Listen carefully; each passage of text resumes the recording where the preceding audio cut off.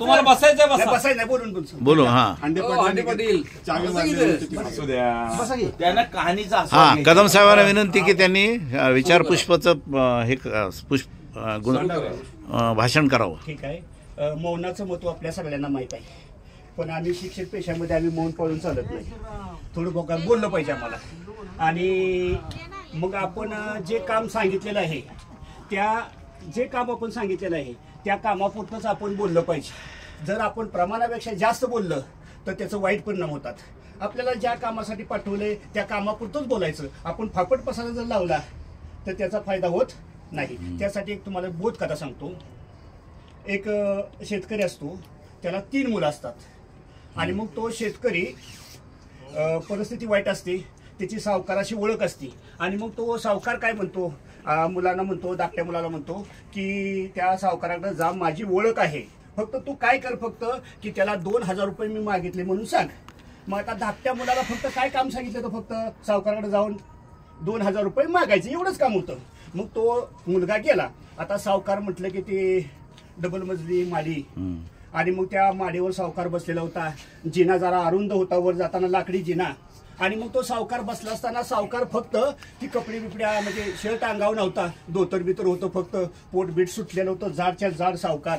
आणि मग गेल्या तो मुलगा काय केलं त्यानं, तर मुलगा जोर जोरात हसायला लागला. आता काम तर बाजूलाच राहिलं. तो हसायला लागल्यानंतर सावकार म्हटला की तू हसतोयस काय? अहो म्हटलं हसू नाही तर काय करू, तुम्ही इतकं म्हटलं जाड आहे, इतकं जाड आहे, तुम्ही जर मेला तर ह्या जिन्यातनं न्यायचं कसं? मग सावकाराचे जे शिपाई होते त्या शिपाईने त्याला 2 ठोकर टाकलं आणि हाकलून दिला. आता हाकलून दिल्यानंतर तो मुलगा घरी गेला.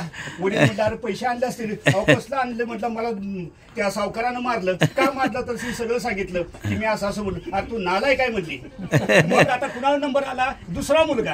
आता दुसरा मुलगा गेल्यानंतर तो सावकाराने गेला आणि म्हणला अहो ते आमचा धाकटा मुलगा आलता, भाऊ आलता, तुम्ही काय पैसे त्याला दिले नाहीत?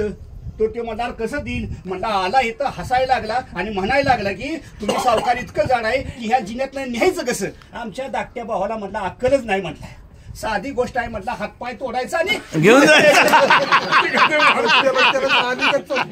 मस्त मस्त काय झालं, मार दिला. तो काय झाला माहितीये का, तो घरी आला, वडिलांना ती सगळी हिस्ट्री सांगितली. सांगितल्यानंतर वडील म्हणला तू पण आलाय, आता एकदा थोरला तरी कळताय, थोरल्याला पण बरंच काही कळत असेल.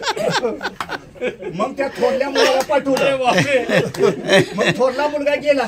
थोरला मुलगा गेल्यानंतर अहो म्हणजे माझे 2 भाऊ आले होते आणि तुम्ही पैसे दिले नाही तर? अरे म्हटला धाकटा तुझा तो भाव आला होता, तो म्हणून हसायला लागला आणि म्हणला तुम्ही मेला तर ह्या जिन्यातनं न्यायचं कसं? दुसरा बी तुझा भाऊ नालायक निघाला म्हणले की या ठिकाणी हातपाय तोडायचं न्यायचं. आमच्या दोन्ही भावाला म्हणला अक्कल नाही. म्हणला दोन्ही भावाला अक्कल नाही.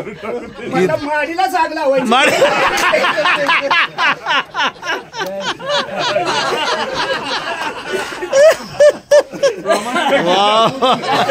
बेहतरीन बेहतरीन, जबरदस्त जबरदस्त जबरदस्त जबरदस्त.